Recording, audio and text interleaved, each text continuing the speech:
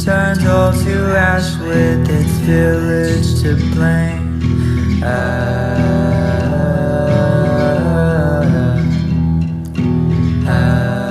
Hey friends, it's Jasmine, and I hope that you all are doing well. If you're new to my channel, welcome. I am a witchy content creator here on YouTube and several other platforms as well. So if you would like to follow me elsewhere, make sure that you check out all of my links down below.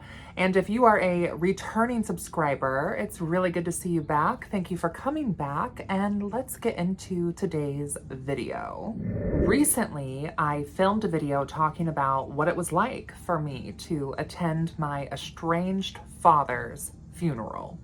And I'm not sure if I'm gonna post that publicly or not. I might not, but it's on Patreon for now.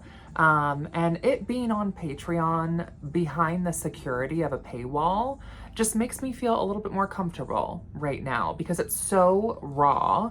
And I'm just not sure if I want to share it publicly. So in that video, I really talked about what my experience was like going to this funeral, and also my experience as a queer trans child of two very dysfunctional addicts. In this video, I really want to talk more on the witchcraft aspect of that. As someone who is following a traditional witchcraft path in the ATW, American Traditional Witchcraft sort of tradition, if you will. I'm currently a second year student in the RTA, which is the Red Thread Academy, which is like an online school for traditional and folkloric witches. I highly recommend that you check it out. I will leave a link down below if you are interested in learning more. In American traditional witchcraft, we very much subscribe to this three-soul paradigm. So the white soul, the red soul, the black soul. And the red soul speaks to the mighty and the beloved dead. The red soul speaks to the witch blood that courses through our veins. It speaks to our ancestors, be it literal ancestors, but also craft ancestors or magical ancestry, like the witches who have come before us. My biological father passing away and attending his funeral and meeting this whole side of my family that I never knew, it's definitely opened up a part of my red soul that I didn't even know that I had. Lately, I've been finding myself more and more interested in like French witchcraft.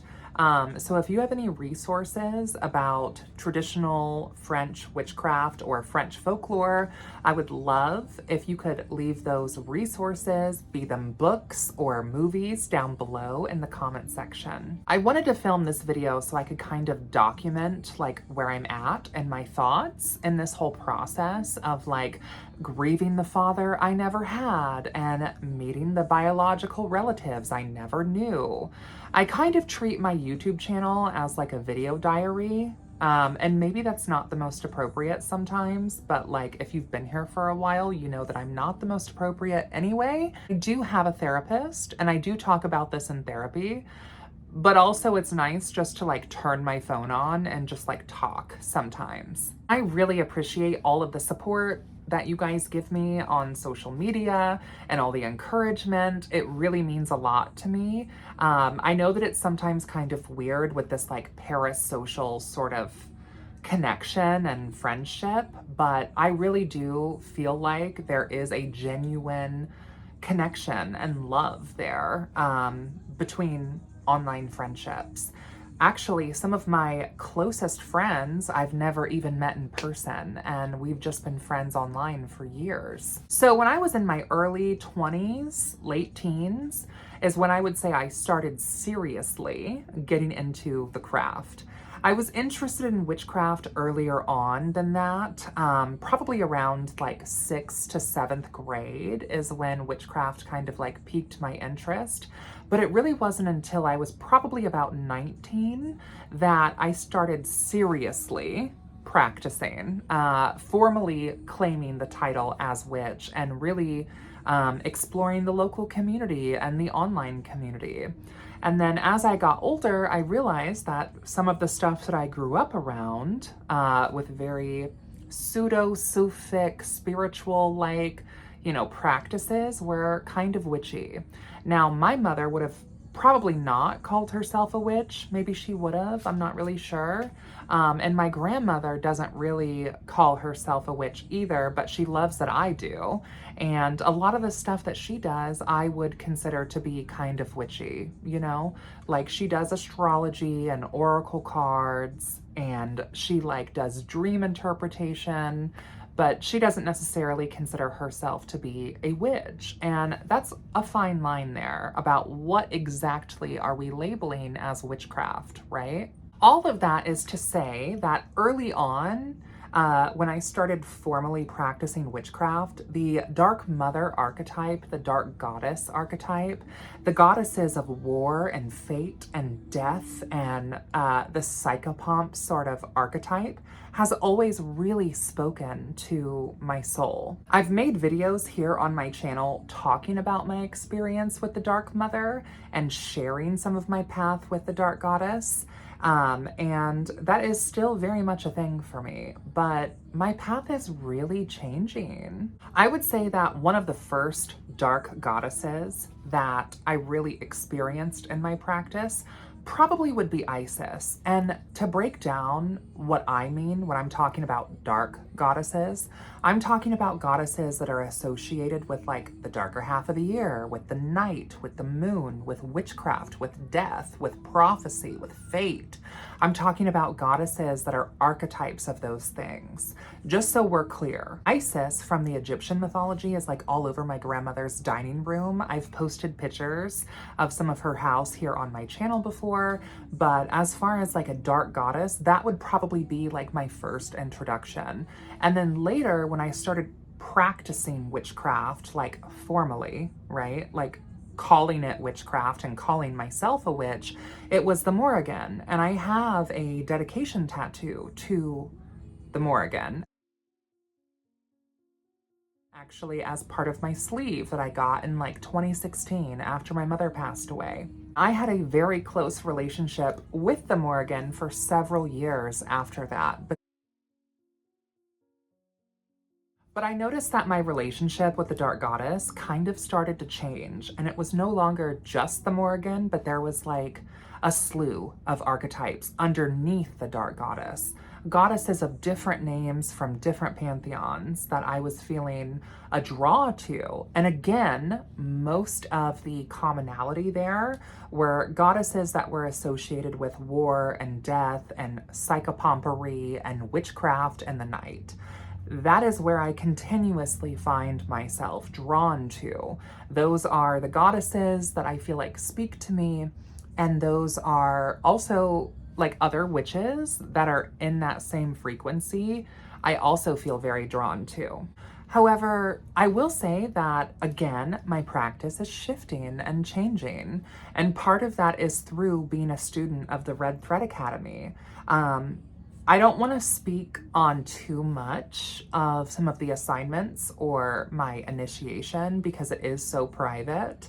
And I believe that, you know, this is a initiatory mystery tradition that I can't necessarily just like completely speak freely about. But what I can say is that the white goddess archetype made itself very known to me and claimed me or scratched me, if you want to use that terminology. And when this happened, I'll be honest, I was completely devastated. I had lived my entire witchcraft practice as a devotee to the Dark Mother. So when it came time for me to, I can't say too much about the specifics there because it is very fourth power, as in like to keep silent, because this is a mystery tradition. And I want to make sure that I'm being respectful of that. But I do also want to talk about some of my experience because, you know, growing up literally in craft as like a late teenager, I'm in my early 30s now, and most of my practice has been spent around being a devotee of the Dark Mother. And then in the past couple years, it's been the White Goddess that has really made herself known to me and that has really shepherded me and claimed me. I'll be honest, at first it was really uncomfortable I wasn't really sure what to think of it because this was completely foreign territory to me. I have always believed in the great goddess or the great mother, and I have always resonated with her white and black faces. Mercy and severity, right? Like that just resonates to me and that makes sense to me. Like the nurturing mother and the devouring mother, life and death, the light and dark half of the year. Getting to know the white goddess archetype more through an American traditional witchcraft lens and through being a student in the RTA definitely brought me closer to understanding this mystery or understanding this archetype. And I'm in my second year of 3 and I'm still uncovering and exploring.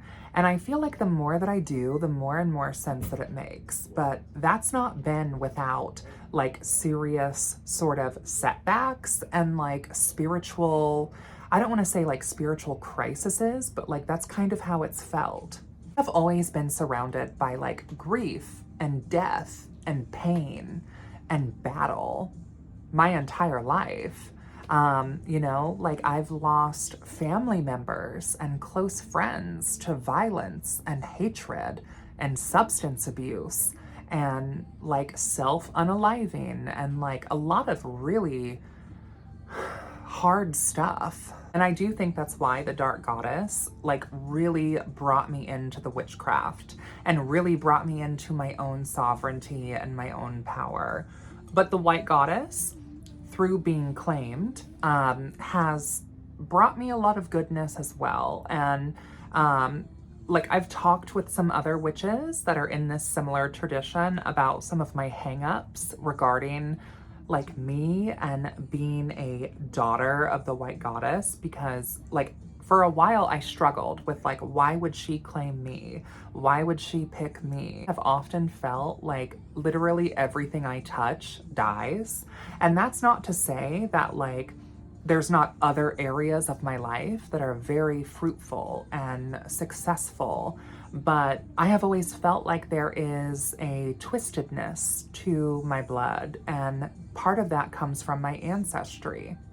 Okay, so I'm currently editing this video and I wanted to like add a little bit more context to some of my resistance with being claimed by the White Goddess. Again, it's felt very, very foreign to me. I got a new car. My Kia Soul, things happened. If you know, you know. I'm not gonna discuss it here. But I got a new car out of that. And actually, it's like the nicest car I've ever owned. It's like a current year car, 4-wheel drive, big SUV, all the bells and whistles, more than I could ever have dreamed. And like months after me having that car, I was driving home from a Good Judy's house, which if you don't know what Good Judy means, it's glingo, gay lingo for like a good friend. And I hit a deer. Luckily or unluckily, depending on how we look at it, it was a fawn. It was like a baby deer. So it did very minimal damage to my car. You know, it could have totaled my car or killed me and my passenger if it had been like a buck. And I was so shocked when it happened. I just like kept driving. And I haven't talked about this online ever. It was scary. And I felt so much shame because I feel like the stag, the white-tailed deer, is so sacred to not only like my own practice and the Solar Court Coven's neo-traditional witchcraft practice, but also to the White Goddess. And then a few months later, my dogs tore up a rabbit nest. And fortunately, I was quick enough to save them from being eaten, but not quick enough to save them from, you know, dying. And like that hurt a lot because like hares are so sacred in witchcraft and in, you know, our Coven's neo tradition. And I feel like hares are sacred to the White Goddess as well. And so like, what type of priestess am I that I'm killing all of my goddess's sacred animals? in one way or another, right? Like that's how I felt. I know it sounds crazy when I say that out loud because it's not like I did it on purpose. But I still like feel weird about it. And like I've pulled cards about it and I've had conversations with the white goddess, and I feel like her message is that death is a part of life and that like she governs that too. And like with the deer, I do wish I would have turned around and at least collected its body to like bury it or do something with. I don't know. You know, I do taxidermy, I do bone articulation, like I could have done something, but I just froze, kind of like fight, flight, freeze, fawn. I froze and I just kept driving, which apparently is the right thing to do from like my country folk friends who said like, you know, if you hit a deer, chances are there's probably more, and it's usually best if you can to just like keep driving before one jumps onto the hood of your car. And with the hares or the rabbits, like I did honor both of them. I have one that I've turned into a wet specimen, and I have another one that I am turning into a bone set. So, but still, like it was super traumatic and like triggering, and I cried with two of my friends on the phone the night that it happened, and they both reassured me that like, girl, you're okay. You're not a shitty priestess. Like, take a deep breath, drink some water, have you a snack. It's okay. But I wanted to add this like layer of context in here because it's not just grief and like my ooky spooky edgelord dark goddess draw that has created a resistance with the white goddess, if you know what I mean. So I just wanted to add that in here. Do you plan on making a video talking about shitty ancestors or having shitty ancestry?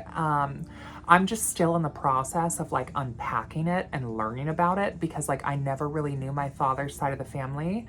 So this is all new for me. So I'm literally processing that now. So I'm not in a place to really make a video about it. However, I will say that Blade and Broom, Lorelei Black, who runs the Red Thread Academy, made an amazing video talking about the Red Soul and like ancestry and what to do and how to kind of navigate that space when you do have ancestors that aren't so nice or that have done really shitty things. We as traditional witches can kind of navigate that space, and that is such a valuable video. I will try to remember to link it down below in this video, but if you go to the Blade and Broom YouTube channel, I'm sure you'll find it.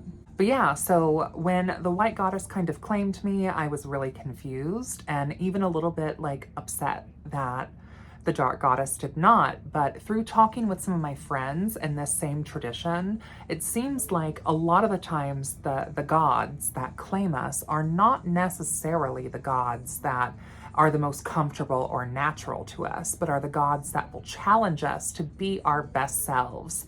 And I do think that the white goddess does that for me. I did a book review of Madeline Miller's Circe, and Circe is very much an archetype of the white goddess. And I absolutely resonated with Circe in Madeline Miller's work. And I did a book review here on my channel, kind of sharing more of my thoughts about that specifically. So if you're interested, I would recommend going to go check that out. But also, I've always been very drawn to like the Gospel of Aradia and the Aradian mysteries. And as some of you might know, like that is what I'm specializing as a votary in the RTA, is like exploring those mysteries. They've always spoken to me since I first got into the craft. I remember when I was working at a metaphysical store and I saw her statue, didn't even know who she was. She was on the clearance table because she had like a little chip in her, and I snatched her up, and my boss coworker at the time was like, "Oh, do you know who this is?" And I was like, "No, but it just like kind of speaks to me." And so they enlightened me about Aradia and suggested I check out the Aradian mysteries or the Gospel of Witches. And since then, it's been a huge part of my practice. So it does make sense in a way that the white goddess would claim me, because she has always been around since I've been in the craft with my love of Aradia. Also, I think part of the mysteries of the white goddess does include death. Like, I don't think that death is exclusively a dark goddess thing anymore, like I used to.